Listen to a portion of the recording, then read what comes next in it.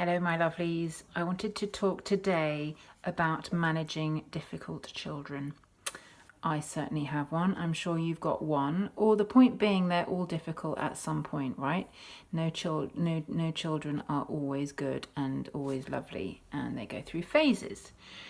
So I'm not a parenting expert nor a psychologist. I'm not going to tell you what is behind bad behaviour, but we kind of know that it's about feeling tired, feeling hungry, or feeling frustrated, and pushing boundaries, isn't it? It's about pushing boundaries. And unfortunately, it's written, I've actually read an article on this, that mums get the brunt of it. Why? Because children feel the most safe with us. So they might be perfect children at school. If you ever have had a meeting with a teacher who describes a child that you feel you've never met before because they're using adjectives that you would never use to describe that child, that is because that's what they're like at school. What they're like at home is another version of them, but it's also the real version. That's not to say that the school version isn't real, but it's when they're kind of putting on an armour, a bit like we do at work, or we shouldn't do, but we can do at work with people we don't feel safe with. It's natural, right? So when they come home, that's usually the worst version of themselves, and that's usually reserved for mums. Lucky us, right? So how do we deal with this? It's really difficult. It's something that I struggle with all the time.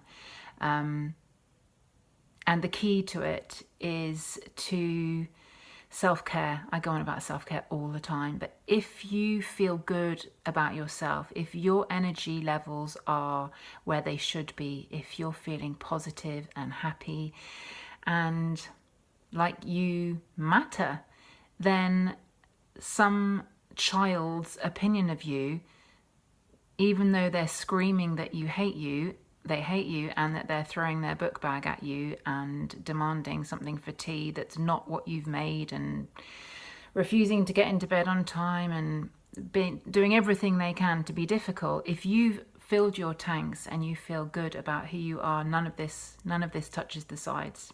And I'm sure you've all had experiences where somehow it doesn't bother you, you're able to sail through it, and other times where you just haven't. So self-care, self-care, self-care. Make sure that this is something that you do every single day, at least 5 minutes of doing something that you want to do, not what you should be doing, not what you need to be doing, not a chore, but something that you want to do for yourself that feels nourishing and lovely and joyful. Secondly, breathing. It's so hard not to lose it, even though you're breathing, but breathing does ground you into your body. And our reactions so often come from the head, and unfortunately from the ego. It's actually your ego that's reacting to your child. If your child calls you stupid or whatever adjective they've chosen, the real you, the you that observes your feelings, that isn't your feelings, the real you doesn't care what you get called. It knows that it's fine. And that's why self-care helps you tap into that real you. It's your ego that gets flummoxed, and your ego that reacts, who wants to defend and go, no, I'm not, that's you, or whatever it is. And you can keep that ego at bay for a while, and then it can sometimes explode. But a good way to keep it at bay is to come into your body. Coming into your body, and that can be through breathing, it can be through noticing the trees around you, through hearing bird song, whatever, tapping into your senses, coming into your body so that your mind doesn't have a chance to overreact. And thirdly, a tip that I used just the other day was to create a bubble around myself. Yes, of course, you're not creating a real bubble, it's all in your mind, but it helps. So to create some kind of imaginary golden bubble that surrounds you, that means that you're safe. You're safe, and to imagine whatever words or feelings are thrown your way, that they're not going to penetrate that bubble, that you are in your bubble, and that you're safe, and that you're strong, and that you're happy and positive, and whatever else someone else is feeling isn't going to bring you down. And that's also really helpful.